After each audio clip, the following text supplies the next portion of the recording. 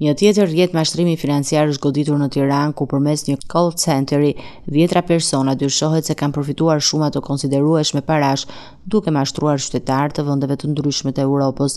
Operacioni zhvillua nga Drejtoria për Hetimin e Krimeve Ekonomike dhe Financiare në bashkëpunim me strukturat e Policisë së Shtetit dhe Forcat Speciale Shqiponia.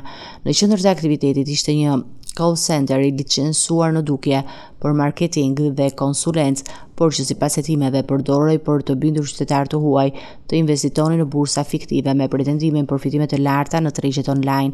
Gjatë kontrollit në ambientet e qendrës, policia sekuestroi 106.710 euro dhe 700.000 lekë të rinj, të gjitha pa dokumentacion që justifikojnë burimin e tyre.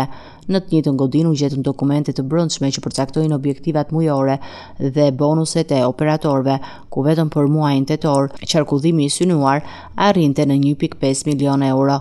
Në përfundim të operacionit u vu në pranga administratori call centerit Kesi Përgjegjësi dhe Marius Hysa, në banesën e të cilit u sekuestruan 41.500 euro dhe 700.000 lekë, gjithashtu pa burim të lishëm, ndërkohë 38 persona të tjerë të punësuar si operator telefonik janë proceduar penalisht për përfshirje në këtë skemë mashtruese.